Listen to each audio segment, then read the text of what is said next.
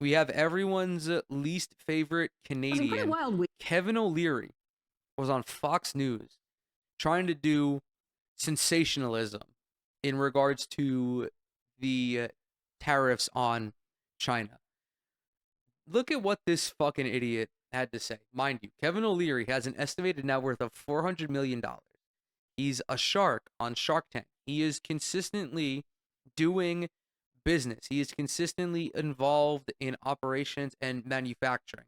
And I'm sure a lot of the pitches that he sees on Shark Tank are either made in China or will be made in China once Kevin O'Leary invests in it, because that's the only way to adequately scale the business. And yet, this fucking buffoon is on Fox News saying that we need a 400% tariff on China. Week, ups and downs there on Wall Street. We all watched it happen, but ultimately, at the end of the week, stocks closing off higher at the weekend. Does that help my next guest's argument to hit China even harder? O'Leary Ventures Chairman and Shark Tank investor Kevin O'Leary, a familiar face here with me now. Sir, thanks for giving us a little bit of your time here as we're kicking off. This is a fucking hysterical question to ask when you remember that the ups and downs recently in the stock market are entirely predicated on whether Trump has enacted further tariffs or announced exceptions from those tariffs. Literally, every time he announces more tariffs on China, Jamie Dimon gets a fucking vibration on his Apple Watch that that takes the recession indicator from 60 to 65. Every tariff announcement adds 5% to the recession indicator, and every tariff exemption takes away that 5%. It's literally market manipulation. I mean, Donald Trump was in the Oval Office with a billionaire and then like a 900 millionaire or whatever the fuck, and he's openly talking about how these guys made tremendous amounts of money off of the stock market. They're pump and dumping they're pump and dumping the New York Stock Exchange. They've turned Vanguard ETFs into Fartcoin and Dickcoin and Comfart or whatever the fuck. They're tanking the market just so Trump and all of his fucking sexless loser friends can buy the dip and further beef up their assets when the market inevitably resets. Saturday morning. I want to get your thoughts. It was a wild, wild week. And now it seems like there's a lot of negotiating going on with countries around the world, but we're playing pretty tough with China right now. Your thoughts? Because China is not in the same group as the others. I mean, you can think about a circle of friendship with the EU, England, which is not part of the EU, Switzerland, and all the other countries mentioned, and of course, Canada, Mexico. You can see that coming together with some kind of a reciprocal tariff, and I think we're well on the way there. But China's but like that's not a. Oh, it's like, dude, these reciprocal tariffs were done because Trump implemented tariffs, massive tariffs on countries that had relatively low tariff rates on the United States. Additionally, what the fuck is a Swiss person gonna do with a Ford F-150? Explain to me this.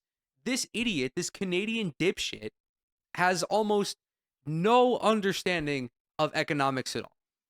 No understanding of tariffs, never took an econ 101 course. Tariffs are a tax. The importing country pays, or the importing company pays the tax. They then pass that cost onto the consumer. But why do countries have tariffs? This is, again, econ 101. Countries have tariffs when they want to protect a certain domestic manufacturing industry. Switzerland probably has a tariff on watches. Do you know why? Because they have a robust domestic market for manufacturing watches. England probably has a tariff on fucking beans on toast. Do you know why? Because they have a robust beans on toast market. Like, these people do not exist in reality. And literally everything he's going to say is undone by what I just said, because it is rooted in economic theory. This is La La Land. This is the internal monologue of someone who has who hasn't existed on planet Earth for the last few decades. A different story. The problem with China is we have some real issues with them since 2000 when they came into the World Trade Organization. They've never complied by any of the rules. There are thousands of complaints registered at the WTO, and they've never been adjudicated, never been resolved. Now, when I do business in China, I can't use their court system, and yet they can use ours. They can actually sue me here with knockoff products that they stole the IP from. And so we've got a really imbalanced playing field. It's not a level playing. Bro, businesses steal intellectual property all the time. You've probably stolen intellectual property from some of your products. Literally, every fucking like major technological advancement has been ripped from somebody else. Do you think that Steve Jobs just fucking invented the mobile phone? No, he stole the idea and tweaked it. Additionally, can you maybe list some of the issues, some of the complaints that people have with China? Because it's a lot of Western capitalists being upset that China doesn't abide by the tenets of laissez-faire capitalism. They're mad that China is able to undercut the market by having government-sponsored businesses and government-subsidized businesses. They're mad that China does capitalism better than the capitalists do, despite them being a fucking socialist country. And I don't even know, like, what the fuck, like, what do you mean that you can't use the Chinese court system, but they can sue you? What the fuck does that even mean? Field at all. Even worse than that, I'm just giving you a list of litany that has to be resolved in addition to trade tariffs. Trade tariffs are a sideshow in China.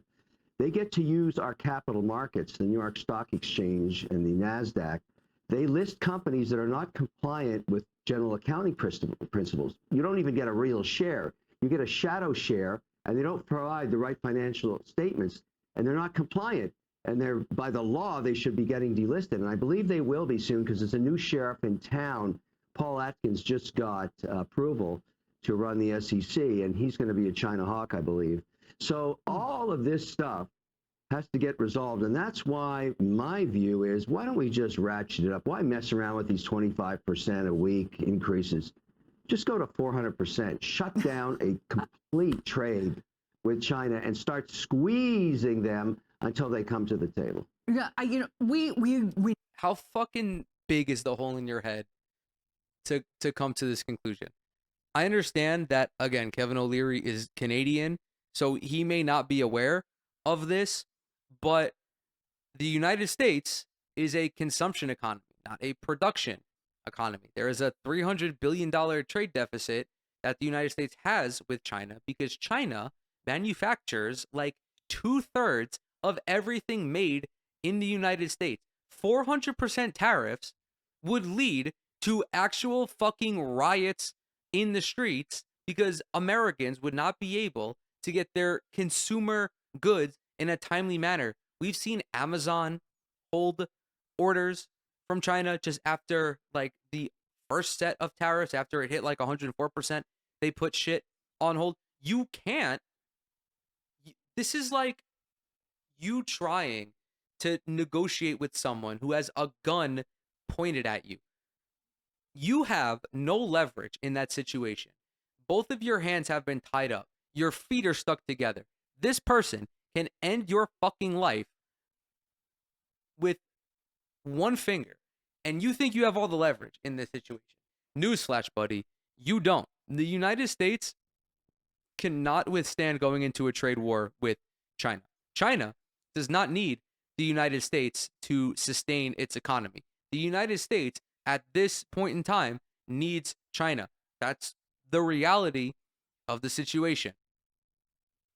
You know that China's a big rule breaker, absolutely, on the global stage, particularly on finances. But at the same time, guys, but think of all the shareholders.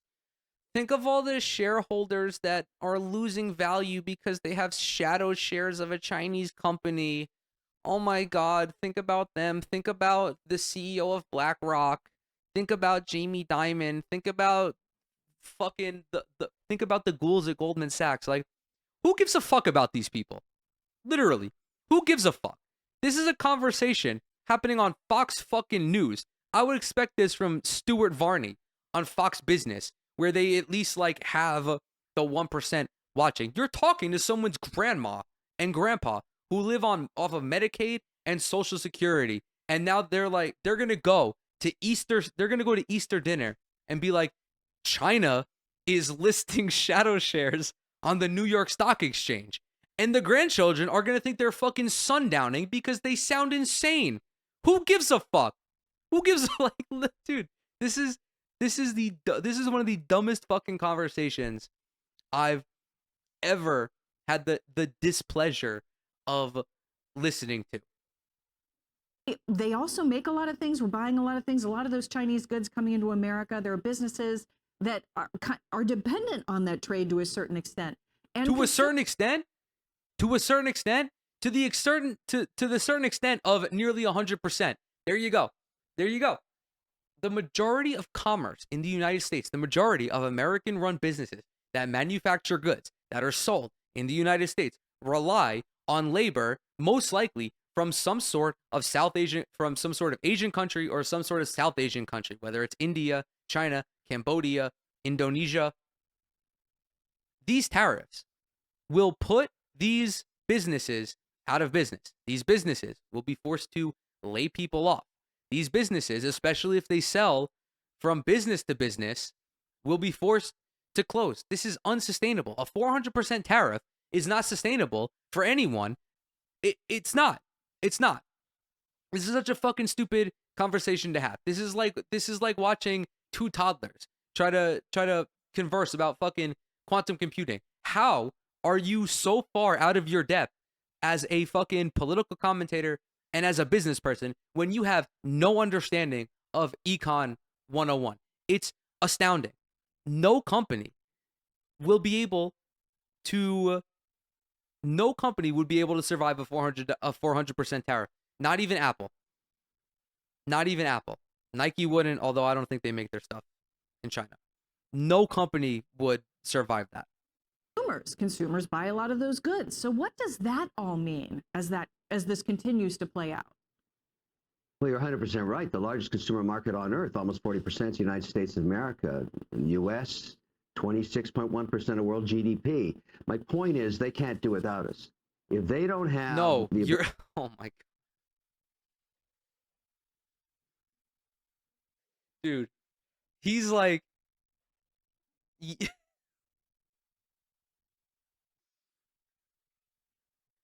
40% of all goods consumed in the United States.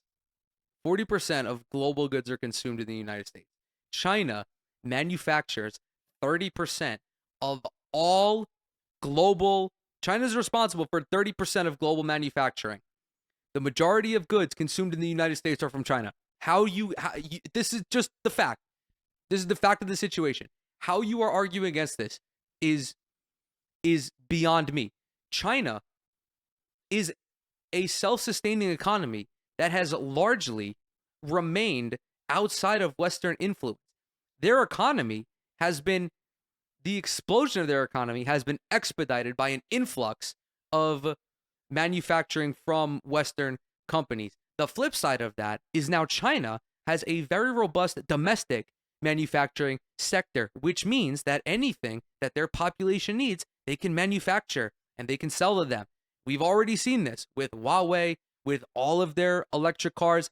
They are selling in China and not in the United States. And yet these companies are thriving. Do you know why? Because China is the second fucking largest population on Earth, which means that they have the second largest consumer base on Earth. They can sustain themselves. The United States, as it stands right now in 2025, does not have the capabilities to do Chinese scale manufacturing domestically. It probably won't ever. There is still a small portion of goods that would have to be manufactured overseas, unless we're talking in like fucking like 2093, right? I don't know how you can. I don't know, like, what kind of echo chamber does this guy live in?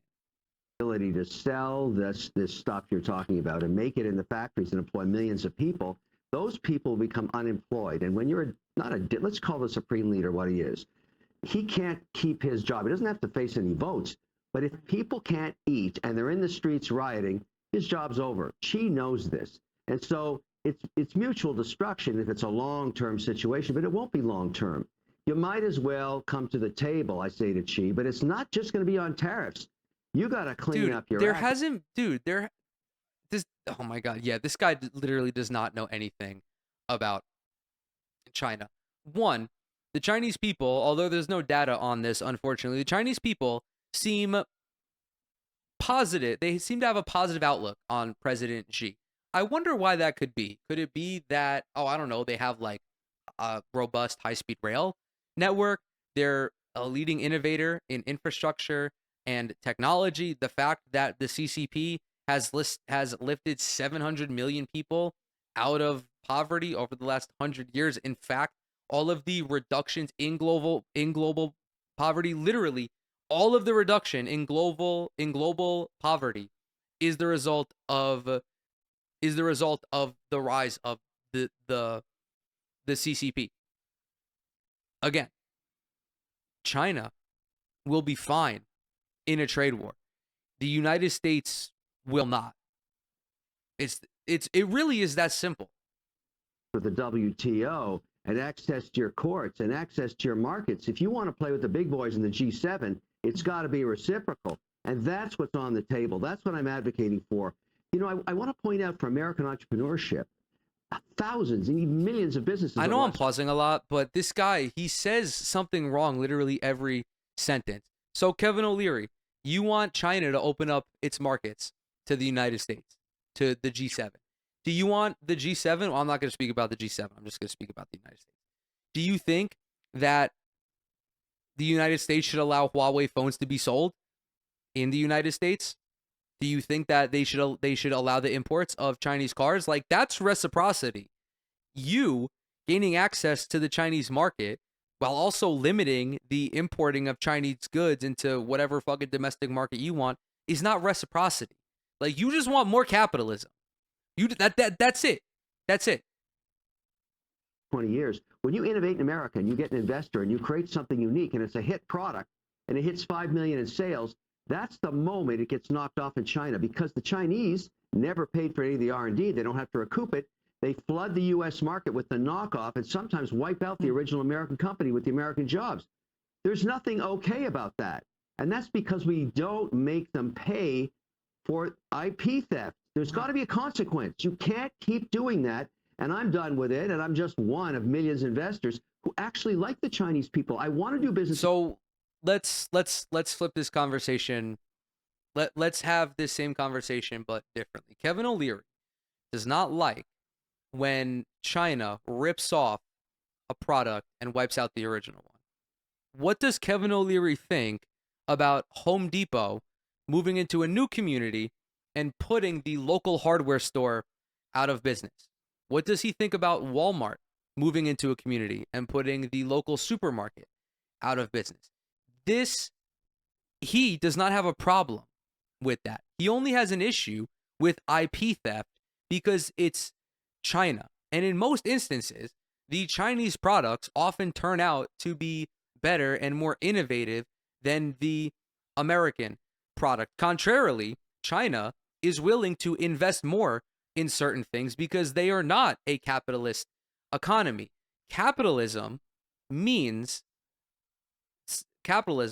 will prioritize short-term profits over long-term investment. Investors like Kevin O'Leary will literally piss and shit in their pants if whatever company they're investing in does not show some sort of improvement year over year, some sort of financial improvement year over year. If Kevin O'Leary saw a prototype or something on Shark Tank and he really liked the product, but the investor said that the best version of this product will not be available until 2 or 3 years down the line, he would be out because he can't make an immediate profit off of that. The Chinese model is different. China is willing to afford these companies years to make a high quality product. Electric vehicles in China are, by virtually every measure, better performers than electric vehicles here in the United States. Chinese trains, by every measure, are better than the ones here in the United States. And it's because they are willing to allow these companies, or, the government, whoever it may be in that regard, to invest as much time and money necessary to ensure that this is the best possible product. It's the same reason that they build ghost cities. They are envisioning a population boom, or they're envisioning the movement out of rural communities into the cities. It is all part of Chinese central planning. Kevin O'Leary does not like non-capitalism. He's made a shit ton of money off of capitalism. And any instance wherein capitalism is challenged, he is vehemently against. To China, I want to sell there, but enough of this stealing the IP. I want a reciprocal playing field. I want to get your reaction to this. This is what China has to say about it, specifically the Chinese embassy in the U.S. They say that even in the United States imposes these higher tariffs, so they're acknowledging this will happen. It would no longer make economic sense and ultimately go down as a joke in world economic history. They say that given it's already impossible for the Chinese market to accept U.S. imports at the current tariff level, if the United States imposes further tariffs on Chinese products, China will ignore it. They go on to say that China will take firm countermeasures. They're vowing to fight to the end, if you will. What do you make of that, the Customs Tariff Commission of the State Council? Sounds like a beginning of a negotiation to me. I mean, it's just rhetoric. It's noise. But I can guarantee you right now, within the Chinese Communist Party, there's people talking about this. There's, I'm sure, a little bit of dissension. This is not good for China. And when you think about the situation, the Chinese economy is much weaker than the American economy. They had a major real estate correction with billions of dollars of debt at stake, even trillions. They've got problems, and they may have to devalue their currency, which is a tax on Europe and the United States. It's not all good over there. And so I think further head squeezing is necessary. And I don't care. They're going to devalue their currency? Bro, the fucking dollar is on the verge of not being the global reserve currency anymore. Like, what the fuck? Like, a trade war with China is bad for the global economy. I understand that. But it's worse for the United States. It's worse for the United States. Additionally, Canada, the EU, Mexico, all of those other countries are going to seek economic partnerships with China to avoid a global recession. All because Donald Trump is flippant with his tariff decision. The Chinese economy is the second largest economy in the world. I know they had that whole thing with Evergrande. The government stepped in. Ultimately, it was supposed to be the most ginormous real estate collapse, and China was going to collapse as a nation. And guess what? That never fucking happened. Like, that's just what happens when government intervenes to a certain degree. The idea, again, I'm not even going to say it because I fucking said it 3 times already. Let's just finish this bald dipshit. Let's hear what he has to say to close out. My whole point is, be bombastic. Go to a crazy rate to signal that you're not going to mess around. I like 400. It kind of has a nice ring to it. And then just say, look, we're going to shut down trade, and all those people in your factories that you got to keep employed, they're probably getting a little nervous. I think it's time to... I can assure you that is not what is happening. That's just simply not true. They can just manufacture things domestically.